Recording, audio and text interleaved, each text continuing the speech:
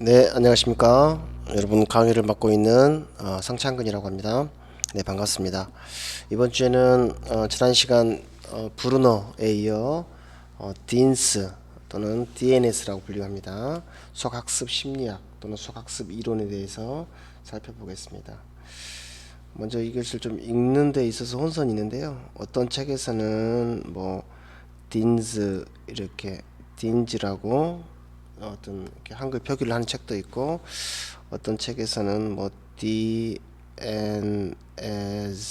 이렇게라고도 있습니다. 근데 실제로 어떤 우리나라 그 수학 교육 하신 분이 이분을 만나가지고 어떻게 당신을 불러주면 좋겠느냐라고 물어봤더니 Please call me DNS라고 했다는 소문이 있습니다만은 그래서 요즘에는 DNS라고 많이 부른 것 같습니다. 그래서 이 시간에도 딘스라고 예전에 제가 공부할 때는 딘스라고 불렀거든요. 근데 최근에는 DNS라고 많이 부른 것 같습니다. 그래서 우리도 앞으로는 좀 용어의 통일을 위해서 이것을 DNS라고 이렇게 부를 수 있도록 하겠습니다. DNS. DNS는 보시다시피 피아제 이론을 필두로 해서요. 브루노와 더불어 실험 프로젝트를 수행했다고 합니다. 이는 그래서 브루너, DNS 같은 이제 그 당시에 주류를 이뤘던 60년대, 70년대 어떤 세계 수학 교육을 주도했던 이런 새수학 운동의 심리학적 배경이 되었다고 합니다. 그의 이론을 지금도 이렇게 한 50년인가요? 70년이 지난 60년이네요. 60년이 지난 지금도 그의 이론을 공부하고 있다는 게 참 어떻게 보면은 대단한 이론인 것 같습니다. 그래서 한번 그 이력을 살펴보면요. 헝가리 출신입니다. 그러면 보시죠. 1916년생인데 2014년까지 약 장수하셨죠. 그래서 이력도 꽤 화려합니다. 그래서 스위스 제네바에서 피아제와 공동 연구를 했어요. 그 다음에 하버드 대학에서 브루노와 또 공동 연구를 해서 아주 이력이 특출한 분이라고 생각합니다. 그리고 이 브루노와 같이 공동 연구를 했기 때문에 어떤 브루노가 강조했던 수학의 구조를 구체화할 수 있는 어떤 교수 자료 또는 교구를 개발하는데 기여했습니다. 지난 시간에 브루노의 어떤 수학의 구조에 대해서는 공부를 했습니다. 그래서 수학의 구조라는 한마디로 말하면 현상 이면에 현상 밑바탕에 깔려있는 어떤 기본적인 수학적인 아이디어, 핵심적인 수학적 아이디어라고 생각하시면 될 것 같습니다. 핵심적인 수학적 아이디어, 원리나 성질 이렇게 보셔도 되고요. 그래서 지난 시간에 기본적으로 뭐 연산의 성질, 그래서 뭐 교환성, 결합성, 또 분배성 이런 것들을 예를 들어서 제가 설명했고, 또 측정 영역에서는 뭐 상보성, 보상이죠. 상보성이라든지 반복적 타일링의 원리, 반복적 타일링, 그렇죠? 이런 것들이 브루노가 말한 수학의 구조의 이해라고 살펴보았습니다. 네, 기억나시죠? 앞에서 이런 브루노와 공동 연구를 했기 때문에 브루노가 강조했던 이런 수학의 구조를 학생들에게 실제 교수 학습에서 사용할 수 있는 이런 교구를 개발했는데요. 그 유명한 교구가 바로 우리 예전에 이렇게 불렀거든요. 딘스 블럭이라고 불렀거든요. 딘스 블럭. 그래서 이것은 10진 블럭, 2진 블럭으로 나눌 수 있겠습니다. 그래서 이러한 딘스 블럭이 발전해서 이게 우리 최근에 많이 사용하고 있는 수모형이죠.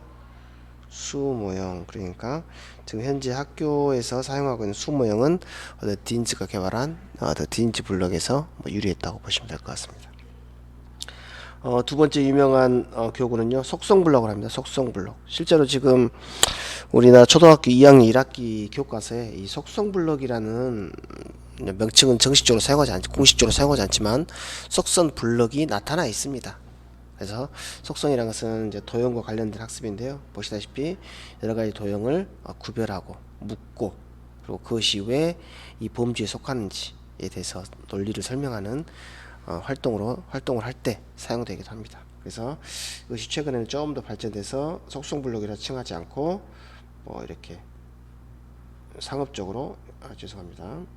이것을 잘 안 써지네요. 이것을 패턴 블럭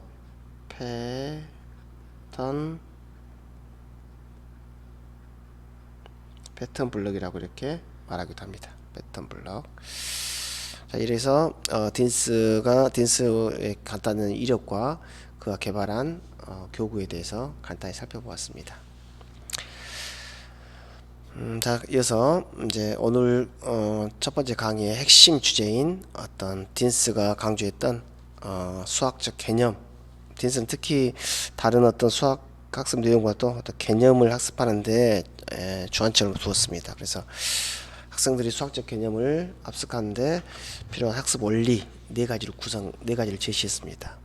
이 네 가지 구성 원리, 역동성의 원리, 또 구성의 원리, 지각적 다양성의 원리, 수학적 다양성의 원리, 이 네 가지 원리는 우리 초등 수학에서 매우 중요합니다. 그리고 내년에 이번에 4학년이 돼서 임용고사를 보시잖아요. 임용고사 문제에서 가장 빈도수가 많은, 출제 빈도가 많은 내용이에요. 올해는 나왔으니까 내년에 안 나오겠지 했는데 꼭 나올 때도 있어요. 그러니까 이 네 가지 DNS의 학습 원리를 이해하고 꼭 기억해 놓으시기 바랍니다. 알겠어요? 자, 한번 이거 중요하기 때문에 천천히 한번 살펴보시도록 하겠습니다. 첫 번째 딘스의 수학 개념 학습 원리는 역동성의 원리입니다. 역동성의 원리다. 그래서 이제 원문을 보시면은 뭐라고 써 있어요? 다이나믹하다는 거죠. 말 그대로 학생들은 정적인 상태에서 학습이 이루어지면 안 되고 반드시 어떤 놀이나 활동을 통해서 학습이 이루어져야 된다라고 말한 거죠. 뭐 이런 주장은 비단 이 DNS만 한 건 아니죠. 그렇죠? 그래서 피아제 이론을 받은 대부분의 교육학자 또는 심리학자들의 학습 원리를 살펴보면 대체로 다 활동, 역동, 뭐 이런 조작 이런 개념들이 다 포함되어 있습니다.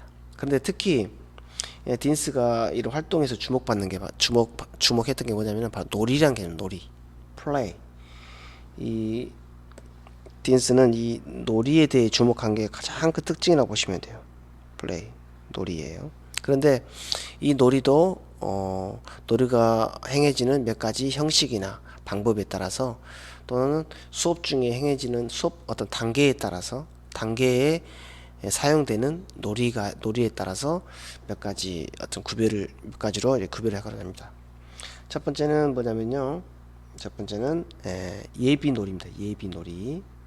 한번 그냥 예비놀이. 두 번째는 구조화된 놀이. 세 번째는 실습놀이. 놀이가 점차적으로 처음에는 그냥 학습과 관련이 없는 놀이였다가 점차적으로 오늘 배우고자 하는 어떤 수학적인 구조, 수학적 아이디어를 학습하는 어떤 자료로서 그 놀이의 모습이 점차적으로 이렇게 변모해 가는 모습을 살펴볼 수 있을 것입니다. 자, 먼저 보겠습니다. 첫 번째 예비놀이는요. 보시다시피 목표가 불분명하고 놀이 그 자체가 즐거운 거예요. 어떤 수학적인 개념을 학습하기 위한 놀이가 아니라 그냥 어떤 교구를 던져주고 그냥 아이들이 자유롭게 노는 단계라고 보시면 돼요. 흥미롭게. 그렇죠? 두 번째 단계는요. 두 번째 단계는 이게 좀 지저분하네요. 좀 지워버릴까요? 두 번째 단계는 구조화된 놀이입니다. 서서히 이제 그 놀이가 무의미한 그냥 장난이 아니라 서서히 추구하고자 하는 학습 목표, 도달하고는 학습 목표에 가까워지는 거죠. 그래서 아직까지는 하지만 목표는 명확하지만 아이들이 이 활동을 통해서 어떤 목표를 도달하는지에 대한 명확한 인식은 이루어지지 않고 있다고 보시면 되죠. 뭐 설명 이락하고 있지만 어쨌든 구조화된 놀이에서는 목적 지향적인 거죠. 목표 지향적인 놀이라는 거죠. 게다가 실습 놀이라는 것은 어떤 개념이 형성된 다음에는 그런 개념을 더욱 공고히 하기 위해서 더 단단하게 하기 위해서 어떤 학습한 개념을 적용하는 놀이다 이렇게 생각하시면 돼요. 그래서 딘스는 놀이를 학습 국면 또는 목표의 명확성 정도에 따라서 다음과 같이 이렇게 예비놀이, 구조화된 놀이, 실습놀이로 사용했습니다. 예, 보셨죠? 예를 한번 들어보겠습니다. 예를 들어서 쌓기나무를 놀이를 많이 하죠. 그 다음에 종이접기도 많이 해요. 근데 처음에는 어떤 모양을 접어봐라, 쌓기나무로 어떤 모양을 쏴봐라 이렇게 말하지만, 그런데 이런 놀이들이 나중에는 어때요? 쌓기나무나 종이접기가 어떤 도형 개념이나 그 색종이는 도형 개념의 기초가 되겠죠. 또 쌓기나무는요, 쌓기나무를 한 칸 한 칸 쌓다 보면 나중에 그것들이 부피 개념 형성에 도움이 된다는 거죠. 그렇죠? 근데 처음에는 자유놀이 단계에서 놓여 있는 어떤 놀이였지만 그것이 학습과 점차적으로 가까워진다는 거죠. 그래서 이렇게 보시면 될 것 같습니다. 이게 어쨌든 역동성의 원리는 어떤 구체적인 놀이나 활동을 통해서 수업이 이루어져야 된다, 이렇게 한마디로 요약할 수 있겠습니다. 자, 놀이 또는 활동을 통해서 수학학습이 이루어져야 한다, 이렇게 생각하시면 될 것 같습니다. 네, 죄송합니다. 또 지워버려야겠네요. 자, 역동성 원리 기억하셨어요? 이해하셨습니까? 역동성의 원리다. 자, 두 번째는 구성의 원리입니다. 구성의 원리. 이제 말이 이제 구성의 원리라서 좀 이렇게 와닿았는데요. 내용 읽어보면 그리 않습니다. 자, 왜 구성의 원리인지 보겠습니다. 밑에 문단 읽어보시면 딘스는 사고를 기본적으로 구성적 사고와 분석적 사고로 분류했습니다. 이 단어에서 뉘앙스 구성이라는 것은 뭔가 만들고 쌓고 전체를 형성하는 과정이죠. 분석적 사고는요, 반대 과정이죠. 분해하고 나누고 좀 디테일함을 추구하는 과정이죠. 자, 여기서 구성의 의미는 물체를 만들거나 전체를 파악한다는 뜻이며, 분석이란 물체를 분해하거나 작은 부분을 검토하거나 근거를 파악한다는 뜻이다 라는 거예요. 그렇죠? 구성적 사고는 어떤 전체적인 모양이나 형태를 본다는 느낌. 그래서 또 분석적인 것은 그 형태 안에 내밀한 부분을 살펴본다는 것으로 이해해도 될 것 같습니다. 그 밑에 또 중요한 문장이 나오는데요. 여기 보시면, 자, 구성적 사고는 피아제의 인지 발달 과정 중에서 구체적 조작기에 해당됩니다. 그렇죠? 그 다음 분석적 사고는 형식적 조작기에서 나타난다고 하였는데, 이것은 학생들의 인지 발달에서 구성이 분석보다 앞서 발생한다는 주장을 지지하는 것입니다.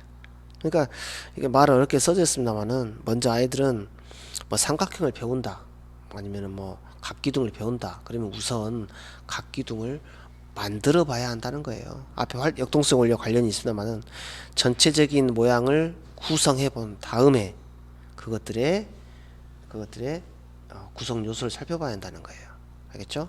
일단 만들어 봐야 한다. 전체를 만들어 봐서 어떤 전체 형태를 파악하는 게 우선이고, 그 다음 도형의 성질이나 원리를 따져봐야 한다는 내용인 것 같습니다.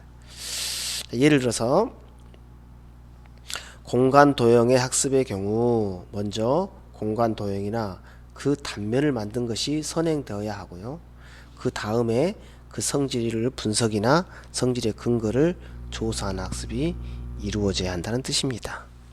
그렇죠? 일단 만들고 봐야 한다는 거죠. 만든 후에 만들어진 도형의 어떤 성질을 공부하는 학습으로 진행되어야 한다는 설명인 것 같습니다. 네, 그래서 두 가지 수학적 개념의 학습 원리 살펴봤습니다. 자, 세 번째, 이게 제일 중요합니다. 이게 지각적 다양성의 원리와 수학적 다양성의 원리. 여러분 다른 건 다 잊어도 이 두 가지의 원리는 꼭 기억하고 계셔야 됩니다. 자, 어쨌든 뭐 그대로 해석하면 지각적으로 다양해야 된다, 수학적으로 다양해야 한다는 뜻이에요. 우리가 수학 어떤 개념 학습을 할 때 그 개념의 예의에 포함되는 많은 예들을 제시하죠. 그런데 그 예를 제시할 때 반드시 지각적이고 수학적으로 다양성에 기초해서 그런 도형들의 예를 제시한다는 거죠. 한번 살펴보겠습니다. 첫 번째, 추상적인 수학적 개념을 지도하기 위해서는 학생들에게 지각적으로는 다르지만 구조적으로는 동형인, 자, 이 말이 제일 중요할 것 같네요. 지각적으로는 다르지만 구조적으로는 동형인 다양한 구체물을 활용하여 제시해야 한다는 것으로 다중 구체화의 원리라고도 한다라고 써졌습니다. 어떤 개념이든 가능하다면 산술적, 대수적 형태뿐만 아니라 기하적, 물리적 형태로 다양하게 제시해줘야 된다라는 주장도 하고 있습니다. 그래서 함수식을 보면 뭐 예를 들어서 1차 함수로만 해볼까요? 1차 함수에서 대수적으로 y는 2x 플러스 1 이런 대수식만 제시해 줄 게 아니라 그것들을 어때요? 그래프로도 이렇게 제시해 줘야 한다는 거죠. 그래서 하지만은 이 대수식과 이 그래프는 어때요? 표현 양식은 다르죠. 그런데 각 두 가지 표현 양식의 내부에 담긴 수학적 구조는 동일하다고 보시겠습니다. 그렇죠? 그래서 어쨌든 학생들에게 어떤 주어진 개념의 다양한 예를 풍부하게 가질 수 있도록 제시해 줘야 한다고 강조하는 게 바로 이 원리인 것 같습니다. 자, 예를 들어서 초등학교에서 평행사 변형에 대한 개념을 학습한다고 합시다. 그럴 때는 평행사 변형을 종이에 그릴 수도 있고, 그렇죠? 종이에 그린다는 건 지각적으로 뭐예요? 시각이겠죠? 또 운동신경이고, 나무로 만든 합동의 삼각형 두 개로 만들 수도 있고, 실제로 만들어 보는 거죠. 벽지에 그려진 패턴에서 발견할 수도 있다. 이러한 다양한 지각에 의한 구체물에서 공통점을 찾아내도록 하는데 이것이 바로 수학적 개념이 되는 것이다 라고 하죠. 뭐 최종에는 뭐 가상공간 나오죠. VR 뭐 이런 걸로 해서 그렇죠. 그래서 아이들이 이런 뭐 간단하게 이런 뭐 사각형 학습할 때도 예를 들어서 요즘은 뭐 예를 들어서 사각형 학습할 때도 단순히 어떤 그림으로도 제시할 필요가 있고요. 두 번째, 요즘은 뭐죠? 성냥개비요, 나무젓가락 등 같은 이렇게 예를 들어서 여러분 이해하기 쉽게 이것은 나무젓가락. 그 다음에 또 뭐가 있을까요? 여러가지 뭐 이쑤시개 또 뭐가 있을까요? 요즘은 컴퓨터를 통해서도 제시할 수 있겠죠? 컴퓨터를 통해서 뭐 이것은 그래픽 컴퓨터. 그래서 그래픽을 합시다. 어때요? 그림도 제시할 수 있고 실물로 제시할 수 있고 실물로 제시할 수 있고 또 컴퓨터 화면 통해 제시할 수 있겠죠? 따라서 아이들이 어떤 사각형을 한 가지 표현으로만 표현 양식으로 보는 게 아니라 시각적이고 뭐 활동적이고 또 컴퓨터 영상 지각적인 채널을 통해서 관찰하게 되면 아이들의 개념을 훨씬 더 잘 이해한다는 거죠. 이게 바로 지각적 다양성의 원리다. 그래서 지각적으로 다양한 예들을 제시해 줄 때 학생들은 개념을 보다 잘 구성한다 라고 이해하시면 될 것 같습니다. 다음은 이제 수학적 다양성 원리인데요. 지각적 다양성 원리와 수학적 다양성 원리는 반드시 구별할 필요가 있습니다. 한번 읽어보겠습니다. 해당 수학의 내용과 관련된 본질적인 변수는 고정시키고 비본질적인 변수는 가능한 한 다양하게 변화시켜서 제시한다는 것이다. 무슨 말인지 아시겠어요? 읽어보시니까 조금 설명이 명확하지가 않네요. 그렇죠? 한번 다시 읽어보겠습니다. 밑에 줄 읽어볼게요. 수학적 다양성의 원리는 학생들이 수학적 개념을 탐구하는 과정에서 서로 관련된 변수를 체계적으로 구별하게 한다. 그래서 수학적 개념을 일반화하는 데 도움이 된다 그러죠. 그렇죠? 예를 들어보면 수학적 다양성 원리라는 것의 핵심은 이거예요. 이거. 그 다음에 이겁니다. 비본질적인 변수는 고정시킨다는 거예요. 비본질적인 변수는 다양하게 변화시킨다는 거예요. 그러면 본질적인 변수는 뭐고 비본질적인 변수가 뭔지를 알면 되겠죠? 자, 예를 들어보겠습니다. 평행사변형의 개념을 지도해요. 평행사변형. 자, 그러면 우리가 이거 평행사변형을 합시다. 평행사변형. 자, 이 평행사변형의 본질적인 요소는 뭐예요? 즉 평행사변형이 되기 위해서 갖춰야 할 기본적인 조건 뭐가 있어요? 뭐가 있을까요? 응? 본질적인 변수는 뭐가 있을까? 그렇죠? 두 쌍의 마주보는 변이 평행이라는 거죠. 이게 본질이에요. 두 쌍의 대변이죠. 대변이 서로 평행이다. 이게 이제 본질적인 속성인 거죠. 그럼 비본질적인 거냐? 비본질적인 변수는 뭐가 있어요? 그래요. 본질적인 변수가 아닌 건 다 비본질적입니다. 그러면은 이 중요한 것은 이 본질적인 변수인 두 쌍의 대변이 서로 평행이다. 이것은 비본질적인 요소는 고정을 시켜야 돼요. 비본질적인 요소는 뭐가 있을까요? 그래요. 이것의 크기라든지 크기, 그것을 놓이는 뭐 방향, 뭐 이런 것들, 크기, 방향, 뭐 말이 좀 어렵습니다만은 이것들을 변화시킨다는 거예요. 그러면 평행사변형을 크기니까, 주어진 평행사보다 더 크게 그릴 수도 있고 더 작게 그릴 수도 있고 뭐 중간 크기 여러 가지 평행사변형의 크기를 변화시켜야 한다는 거죠. 두 번째 방향입니다. 방향. 우리 교과서를 보면 대체로 평행사변형이 꼭 이렇게 공책과 이렇게 평행이게 항상 이렇게 그려놓죠. 근데 이것만 평행사변형이라는 거죠. 조금 방향을 달리해서도 이렇게 그려질 필요가 있다는 거죠. 알겠죠? 이렇게. 그래서 뭐 방향이라든지 크기는 변화시켜도 돼요. 당연하겠죠. 하지만 평행사변형의 기본적인 본질적 속성은 변화시키면 안 된다는 거죠. 자, 이번에는 정삼각형 한번 예로 들어볼까요? 정삼각형의 본질적인 변수는 뭘까요?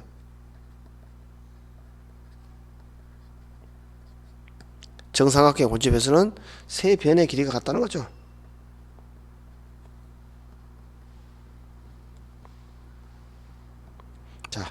자, 비본질적인 요소 변수는 뭘까요?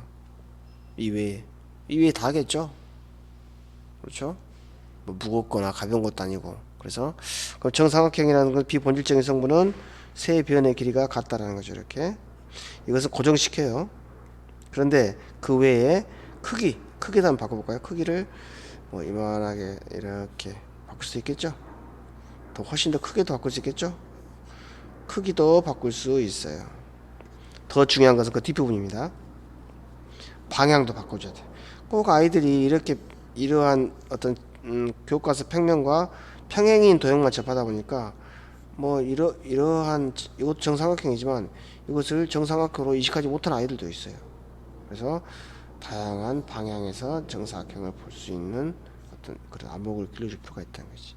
이게 바로 DNS가 말한 수학적 다양성의 원리입니다. 그렇죠? 자, 첫 번째 지금까지 딘스의 교차 네가지 학습 원리, 역동성의 원리, 구성의 원리, 수학적 다양성 원리, 지각적 다양성의 원리 네 가지 공부했습니다. 뭐 다른 건 뭐 중요하지만 특히 이 부분에서는 딘스의 네 가지 학습 원리를 꼭 기억해 놓으셨으면 좋겠습니다. 자, 13주차 첫 번째 강의는 여기까지 하고요. 조금 쉬었다가 두 번째 강의 반일 아니죠. 딘스 좀 맞지 못한 부분 보충하고요. 이어서 반일 학습 이론을 시작할 수 있도록 하겠습니다. 자, 좀 쉬었다 뵐게요.